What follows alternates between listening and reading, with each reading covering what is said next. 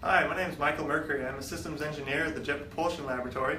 I'm coming to you here from Oahu, where we're going to be doing one of our History Preparatory Hawaii Airborne Campaign flights with the ER-2. This campaign is focused on looking at Hawaiian coral reefs and volcanoes. And today we're going to be flying up over the north side of the island of Kauai, flying down to a buoy, fly over a buoy near Lanai, and then we'll be hitting the west side of the big island, going down the entire coastline, looking at coral reefs, and then heading over to, if the weather holds up and the clouds clear out, we'll be heading over to the Volcanoes National Park and overflying the crater there, looking for plumes and characterizing those plumes. So I think we're going to take you out to the aircraft now and let you watch as it takes off. Okay.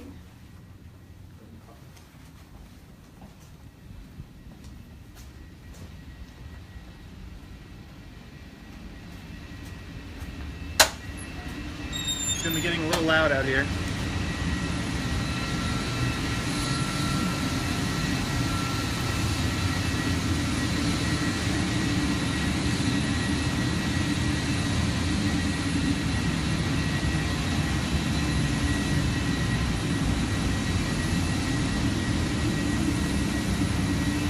So this is the ER-2 airplane. As you can hear me, it flies at 65,000 feet. Just at the edge of space. And our instrument sits just behind the pilot, who sits in the center of the plane, and then we've got an instrument also underneath one of the wings of the pod.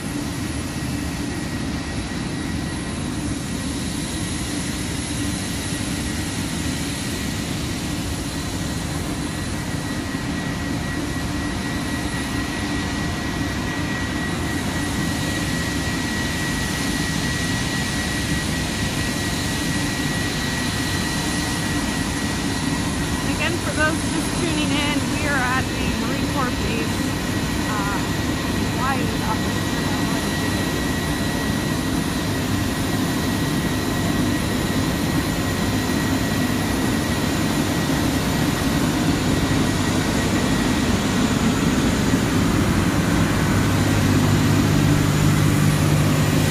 So Michael, you want to point out a couple of the instruments to us?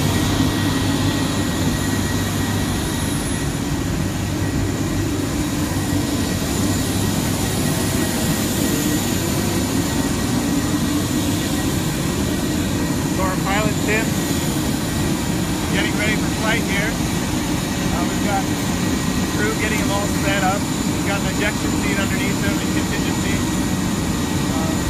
We've got life support. He sits inside a pressurized suit to keep him safe at 65,000 feet. So they're making sure that's all ready for flight.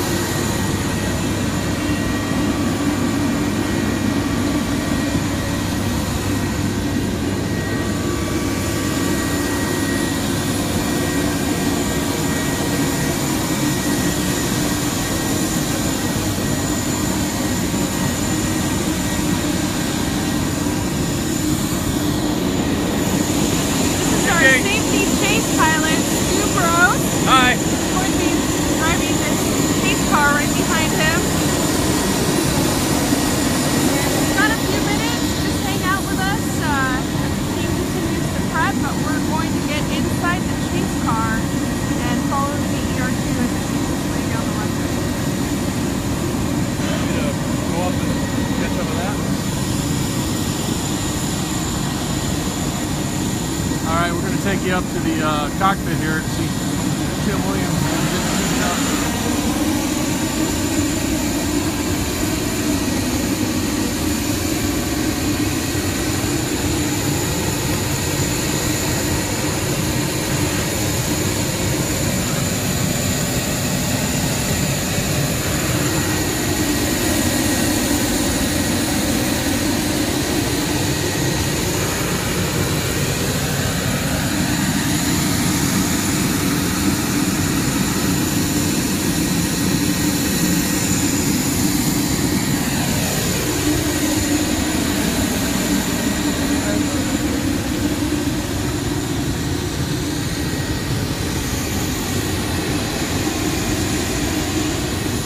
You guys can see it's a lovely place to work from. Yeah, gotta get that.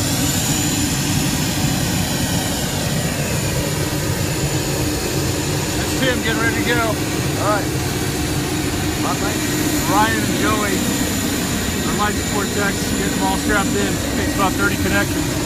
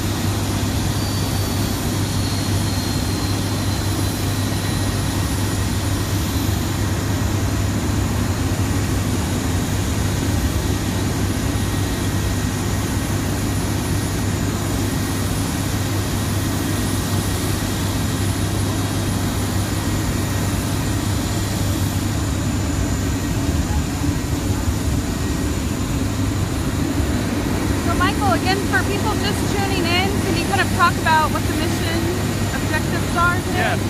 So for those just tuning in, we're here part of the History Airborne Campaign, preparatory airborne campaign, looking at the Hawaiian Islands. We're looking at volcanoes and coral reefs, and we're going to be flying out today looking at the north side of Kauai, coming back down to fly over a buoy by Lanai, and then hitting the west side of the Big Island, all the way down from basically the north to the south side. And then if the clouds clear, as we're hoping they will, over Volcanoes National Park, we'll do another flight over there, mapping the plume coming off the crater there. Since these are visible and infrared cameras, we have to kind of dodge the clouds. So today's looking pretty good. You can see some clouds in the sky, but we think there'll be some gaps. And we're looking forward to a good flight.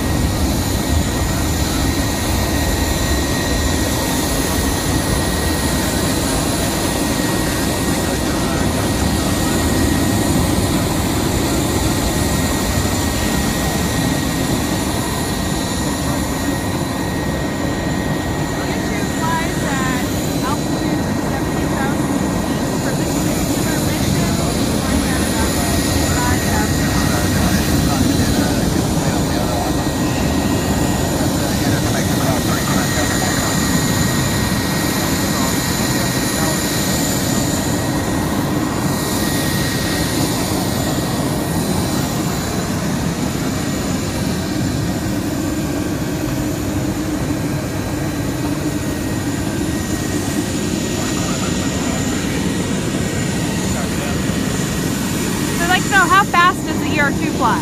ER2 flies at, it's not a very fast plane down low, but up high it flies at an indicated airspeed of about 115 knots. But the air is so thin up there, it has to go through the air very fast to hit the same number of molecules. So about 400 knots over the ground, about 450 miles an hour over the ground. So it's not a supersonic plane. It's 0.7 Mach for you Mach people out there. Right now Tim's got a little ways to go before we close him up and he starts the engine. So he's checking over his flight plan and checking out the cockpit and make sure I set it up right for him. So it's going to take a little bit. Should be good to go. Beautiful day here. Yep, beautiful day. Just walking around.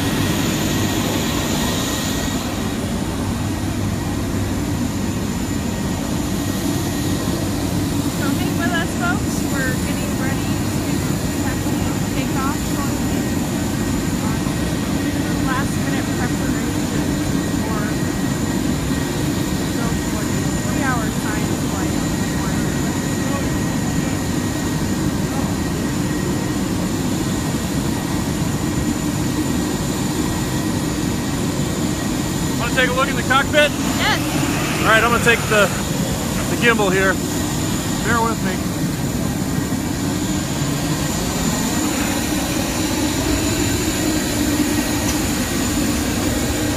Again, this is Tim Williams, NASA test pilot. Go, Tim! He can't hear a thing I'm saying. There's the cockpit. 1960s design with ultra-modern science equipment. There's the cardboard boards that Tim uses for navigation and systems control. See those gloves? We can't turn pages because the gloves are too thick. They're really hard to do anything but push buttons when we can. We can't take the gloves off in flight, nor can we open that faceplate.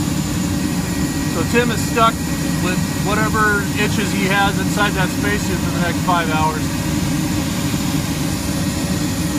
All right, Tim, let us know when you're ready.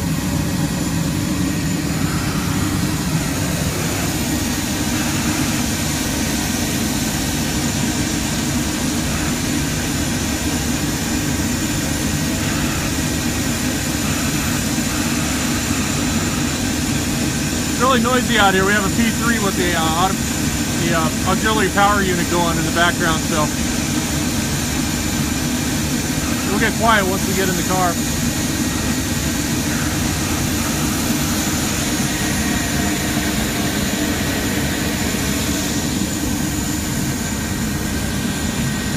Again, this is one of our two ER2s, 105-foot wingspan, single engine, GE F118 motor.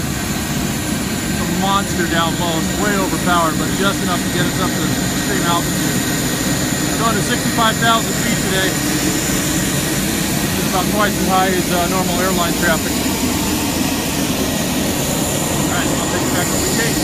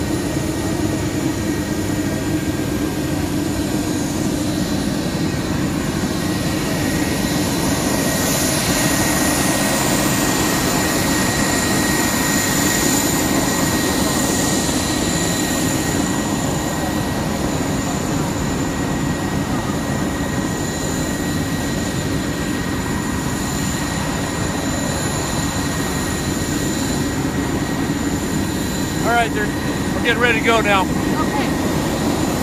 Can I say hi to my daughter? Yeah. Hi, Allie. This is my daughter. She's in California watching live, so wish you were here. Surf is great.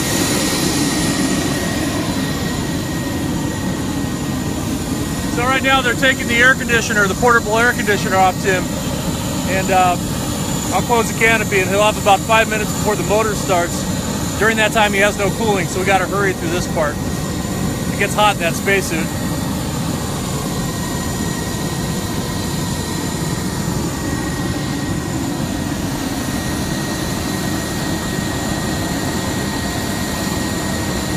Okay, life support is coming off.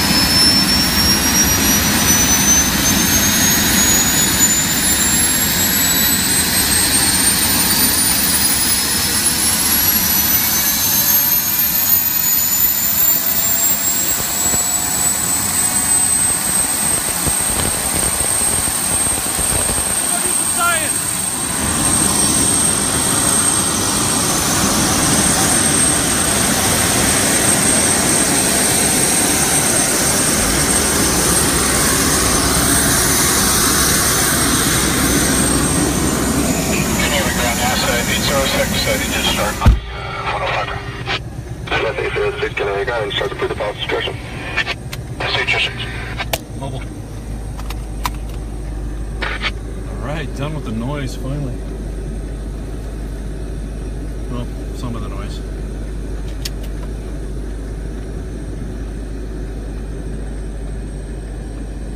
Alright, if anyone's wondering what the chase car is for, it's I'm the non-flying pilot today. Tim's the flying pilot. The other pilot always drives the chase car to provide support for Tim.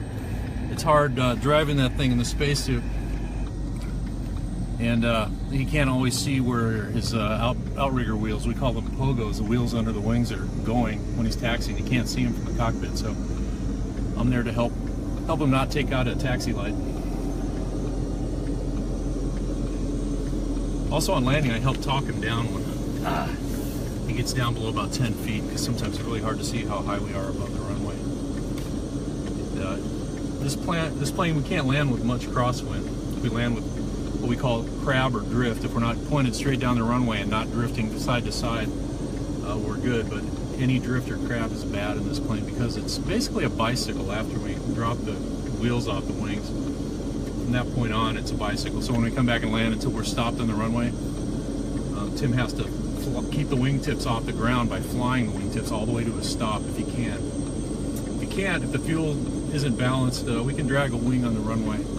And are you going to go out for landing? We're going to go live on landing? No, unfortunately not. Okay, we'll do it another time, but Yeah. it's okay to drag a wingtip a little bit on the landing. So let's show what he's talking about. You can see the two pogos that are on the wings. Closer.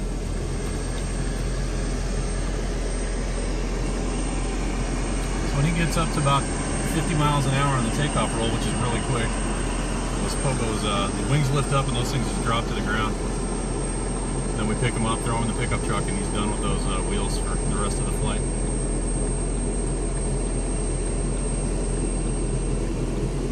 All right, engine start. Right here, it's spool up.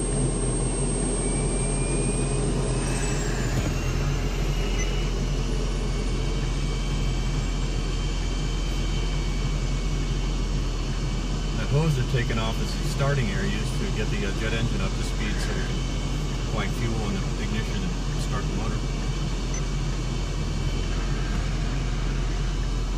So Tim's happy at this point. He's got air conditioner air running through his spacesuit again. Like I said earlier, you might not have heard me, the heat really builds up in that spacesuit when we're sitting on the ground. Especially here in the tropics with the sun beating down upon them. It's not, the heat doesn't get carried off quick enough to slowly heat up, so it's always good to get the motor started. We had a question on how long the wingspan is on the aircraft. The wingspan is 105 feet, which is a pretty big wing for a single seat airplane. It's very similar to a glider. It's a big, heavy glider, but with a jet engine in it. In fact, if we do lose the engine up at altitude, we can glide for about an hour and a half with no motor in about 200 miles. Which is good. We'll be within glide range of Kaneohe Bay Airport here the whole flight today. So that's good to know. And we'll come back and fly a special pattern and land quietly. And not taxi off. It's hard to taxi without the motor.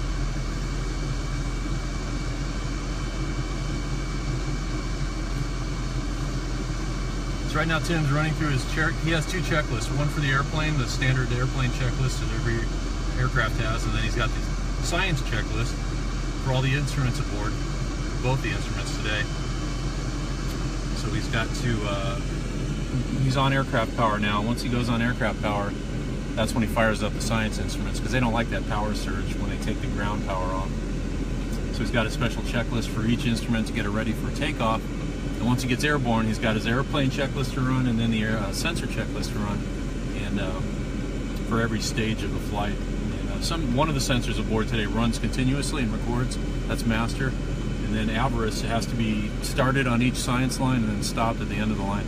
And so we don't eat up data. It's terabytes of data that get recorded for each science line. Today he's got about, I don't know, 15 lines to fly if the weather's good. All over the islands, Kauai, all the way down to the Big Island, and all the islands in between. So hopefully we'll get a good day of science.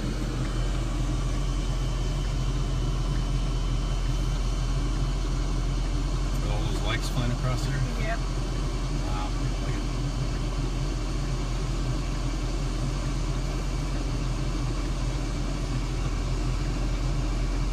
A lot of folks want to know how much longer. He's taking off in 14 minutes. So he'll taxi in about 8 minutes here. And then take off. You got to hang around for the takeoff. That's the best part. And how fast will we be going down the runway following the plane? Oh, will I be going up? We'll get up to about 100 miles an hour or so. The plane will be airborne way before that. For those of you who know airplanes, you typically take 5,000–6,000 feet to get off the runway. This plane with a lot of fuel on it today will get airborne in 1,500 feet at the most. So it jumps in the air pretty quick. Big motor, big wings. Light pilot today, heavy pilot tomorrow, and yesterday. No, pilot weight doesn't matter a whole lot.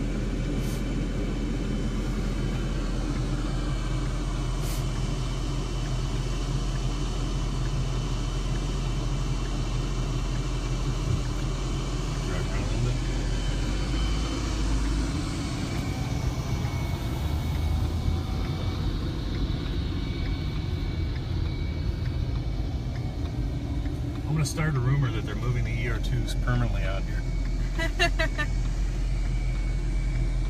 You wish. You know our home is Palmdale. Yeah, I know. This is a beautiful place.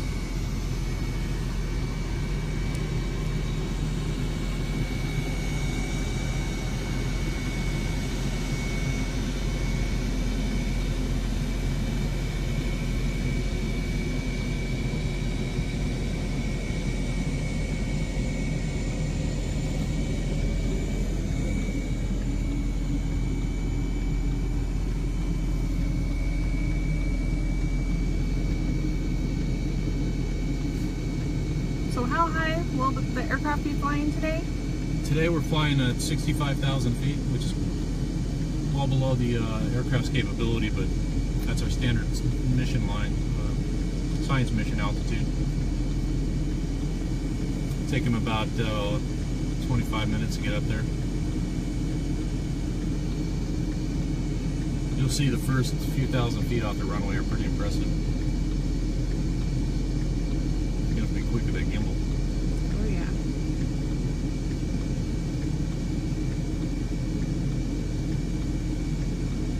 Those questions coming through? Yep.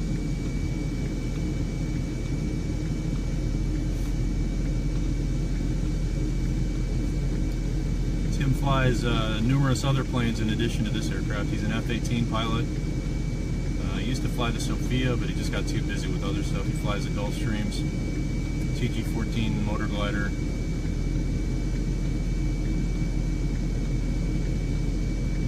Today's mission has taken us, like I said, to all the islands. We're going, starting with Kauai, so he's going to fly to the west, northwest, to go hit Kauai to do some science lines on the coast of west and north Kauai for coral studies, collect data on the coral just offshore.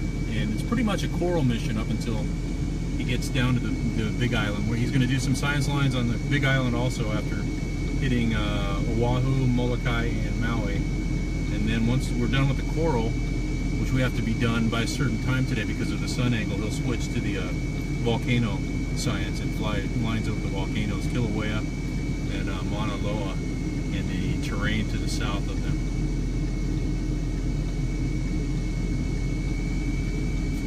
Weather looks good for the coral studies today. There's still a lot of uncertainty about the weather over the volcano, so we'll have to play that by ear.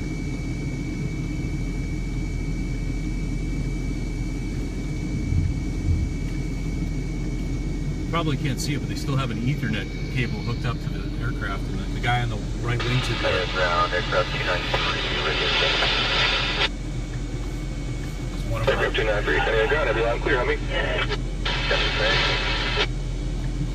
It's Marco, Avers engineer. He's doing some last minute checks to make sure the Avers is running on aircraft power. See with the laptop.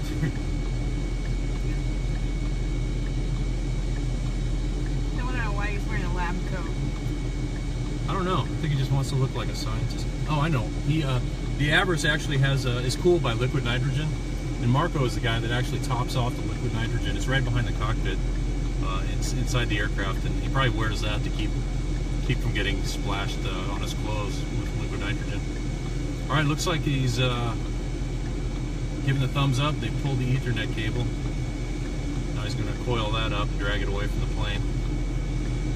Flight control checks are done. He's probably done with the science equipment checks. You can tell the guys are getting ready to unclip the intercom from the plane. then they'll close up that little panel and pull the chocks, and we'll be ready to go.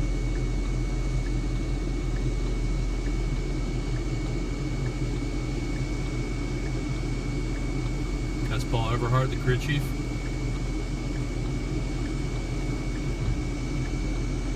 We'll get out of their way. All right, they're pulling chocks. That's HR6 is switch tower. Mobile. That's HR6. Mobile.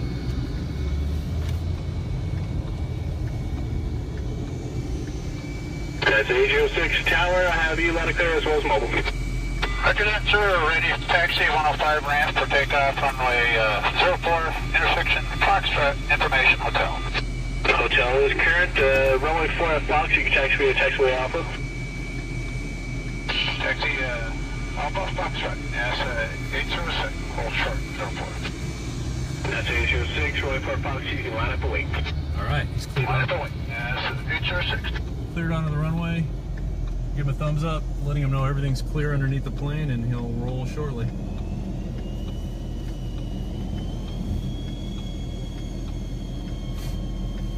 This is unusual. They've cleared him onto the runway from our parking spot, and that's really nice by Kaneohe guys. They've been really helpful to us here. It's a special plane, requires special handling, chase cars.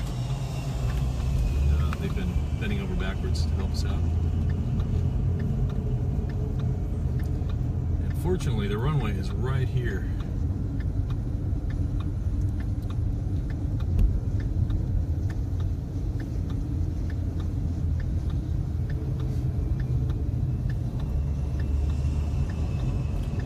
As you can see, the pogo wheels on the under the wings are really far out to the side, so, and he can't see them because of the pods. So that's why I'm here to make sure he doesn't take out a taxi light or hit a sign with a wingtip.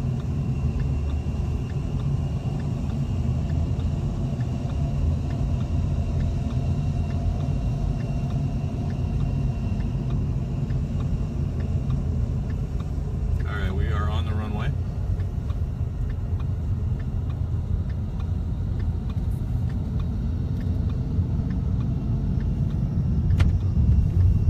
Line up on the center line, and the maintenance guys will come out and pull the pins that are keeping the pogos connected to the plane. Once they pull those pins, you can just lift up on a wing, and the wheel will fall out from underneath it. But the weight of the fuel on the wing will keep them on until he starts rolling.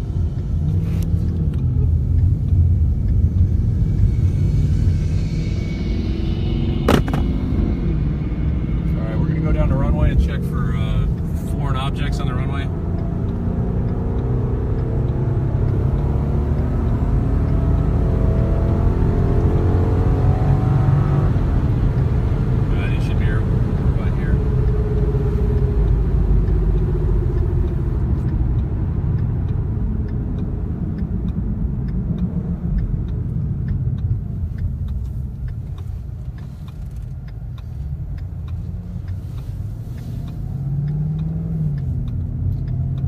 Clear. They haven't given him clearance to take off yet, but it's going to take a minute for the maintenance guys to pull the pins and get back in their truck.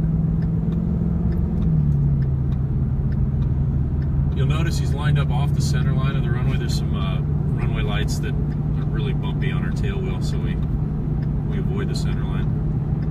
At least that's my excuse. Do that.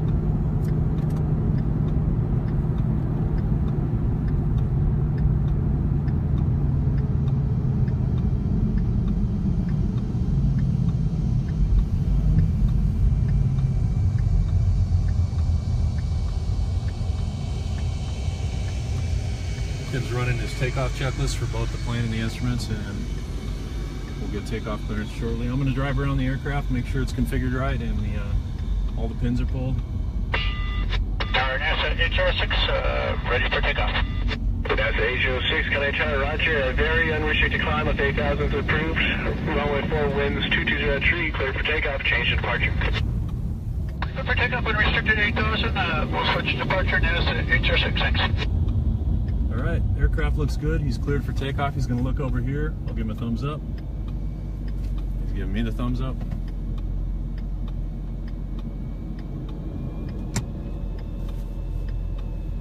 off he goes.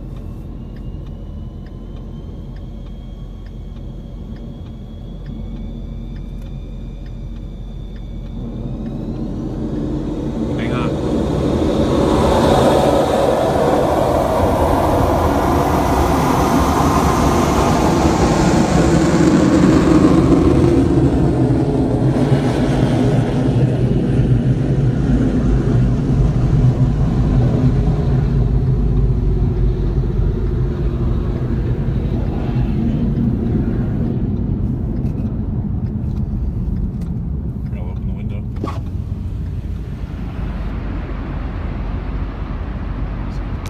We lost him. He's already gone. Yep, he's already gone. That's how fast. All right, safe flight, Tim. Oh, there he is.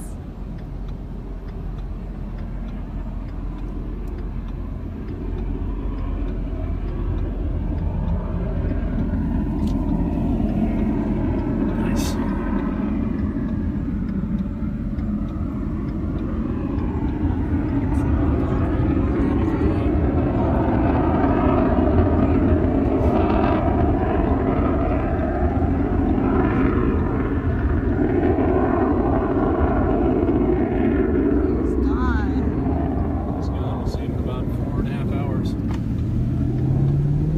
Off the runway so other planes can use it. Okay, and we'll head back to the hangar right now and take a couple quick questions.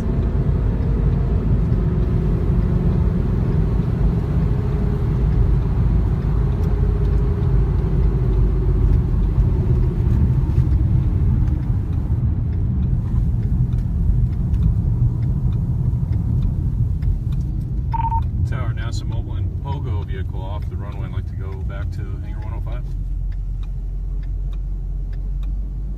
So we'll proceed to 105 V Alpha. 105 V Alpha, NASA mobile and pogo.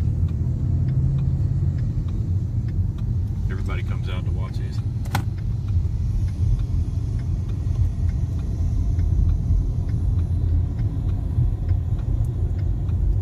What's the typical IAS on climb? We hold 160 knots indicated airspeed on the climb until we get to 52,000 feet, and then we have to fly Mach 0.7 because that's when they converge basically, and we have to fly Mach up above there. Okay. All right, I'll park the car and we'll see you guys later. Thanks for hanging out. Good to have you aboard.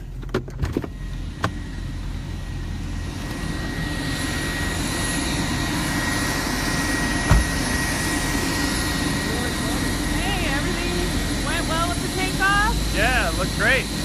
Regular takeoff. Any final words on what you're hoping to get today?